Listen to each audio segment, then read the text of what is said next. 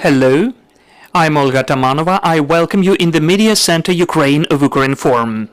This is the 9th year of the war, and today we have the 217th day since the beginning of the full-scale invasion of the Russian aggressor to our land, and I thank all the representatives of the media who are telling the truth about heroic resistance of Ukrainian people and our fight for freedom for the world.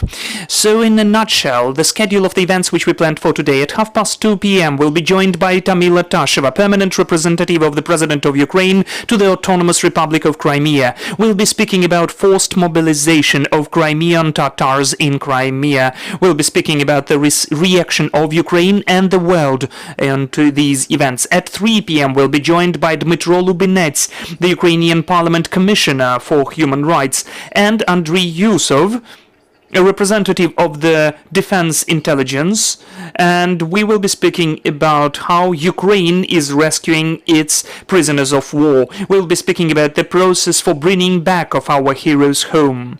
And just now, I'd like to introduce you our speaker, that is Andriy Ivko, deputy head of Ukravtodor, which is the state agency of automobile roads of Ukraine. We'll be speaking about the restoration of the road infrastructure. We are seeing how gradually and in a wonderful way our armed forces of Ukraine are liberating our land. They're coming back under our flag, and we will be speaking how our state is restored on the territory of Kharkiv Oblast or region. So Andriy, could you please tell us whether we coped to calculate those renations in our infrastructure in Kharkiv region? Which are the consequences and what are the plans of recovery?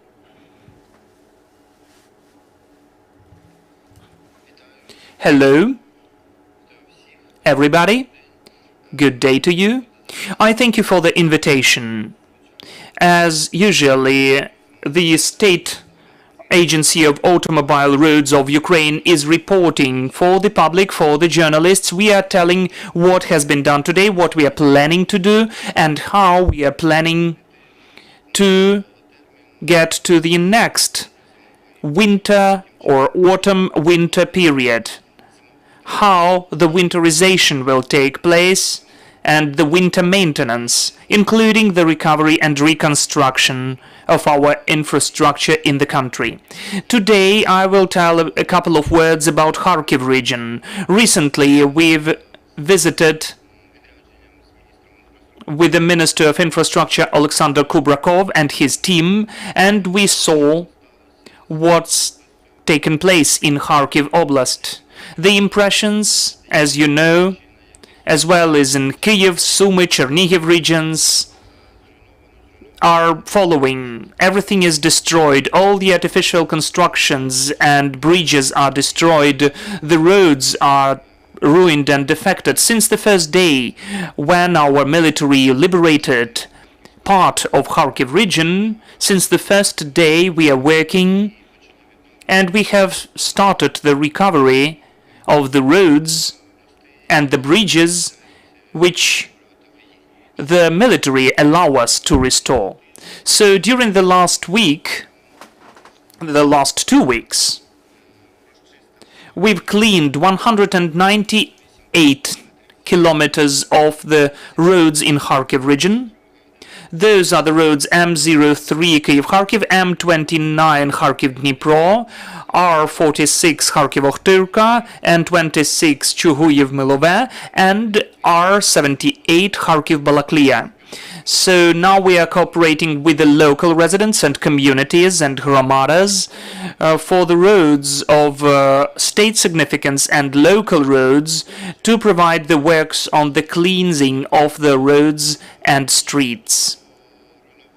As for the ruining and destroyed bridges, we calculated 23 artificial constructions which were destroyed. At 5 of them we've created temporary transits, and at 3 of them we are working on the recovery. So we are creating temporary detours and temporary bridges.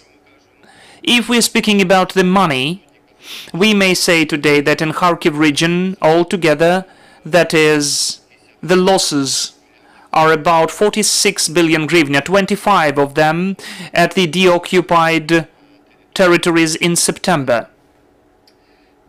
I mean the territory of Kharkiv region. Altogether, in Kharkiv region, the information was mentioned above, and I will tell what is happening in the whole country in the road maintenance. We have restored and cleansed 1,162 kilometers of roads, the roads of state significance. We also restored the connection and introduced or established temporary transits at the 54 bridges. And now we are cooperating with our international partners. That is the Czech Republic, who gave us 4 metallic bridges. We have already constructed 2 of them, assembled 2 of them in Kyiv region and in Cherkasy region. Now we are planning to introduce 2 more bridges in Kharkiv region. We'll assemble them. They are already in Ukraine. We are delivering them to Kharkiv region and we'll assemble them there. As for France, we are communicating with the representatives of France, and 3 artificial constructions are ready there already. They have been produced at the enterprise, so now we are delivering them to Ukraine. We are planning that in the end of October, those 3 artificial constructions will come to Ukraine. Also, we are planning that first and foremost we'll restore the bridges in Kharkiv region. Those man-made constructions will be assembled there. As for the winter period, salts, friction materials, equipment, I can tell you that the State Agency of Automobile Roads is getting ready to that. We have prepared 89,000 of tons of salt. The planned need is 273, so we've prepared more than 35% so far. In October, we'll prepare 60%. That is, these are the planned indicators which we are using every year. I would tell you that today we've prepared 4,885 vehicles to maintain the roads of state significance in winter. This is the indicator which is sufficient to fully cover the whole road network and grid of our country. So, the staff, the qualified employees who have already been involved before that for the winter maintenance are available now. We are again cooperating with our international partners.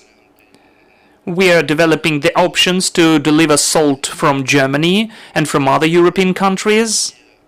And then we have some plans to involve our salt, which will be produced and manufactured in the western part of our country. And we are planning that this process will be finalized during the following 2 months. I would say that that's it about those issues.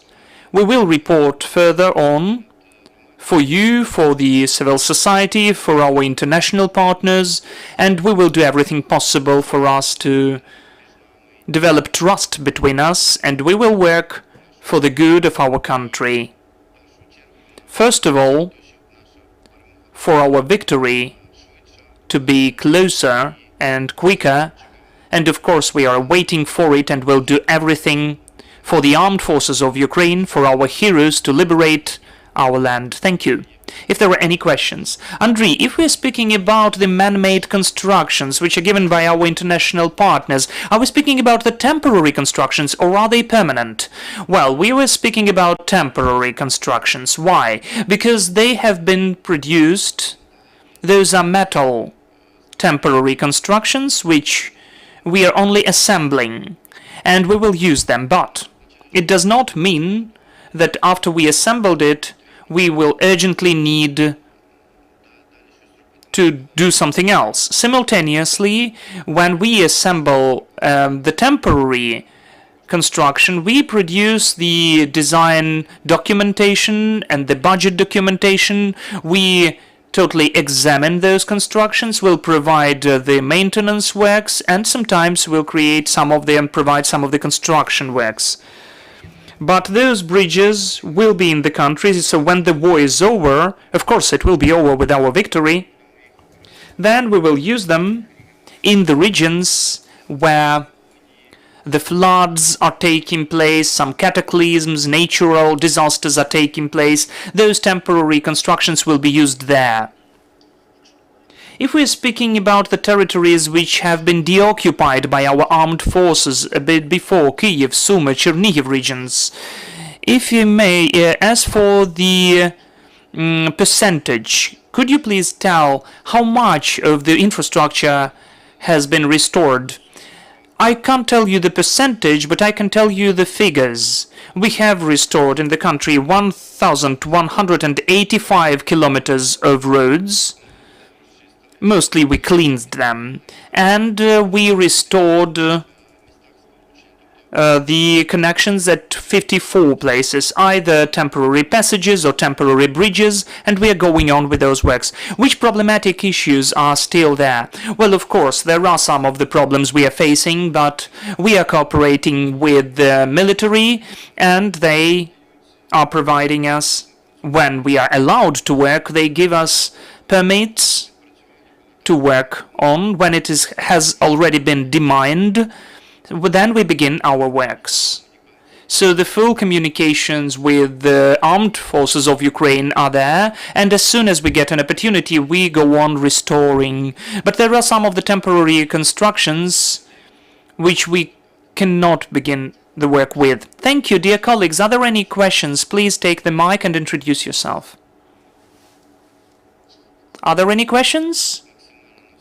I've already answered all the questions. Yes, this was exhaustive. I thank you that you've joined us and our air. I'm reminding you we had Andriy Ivko, who is deputy head of the State Ukrainian Agency on Automobile Roads. Thank you for staying with us. I'm reminding you that our next briefing will take place at 2:30 p.m. and we will be speaking about the forced mobilization and deportation from Crimea. Stay with us.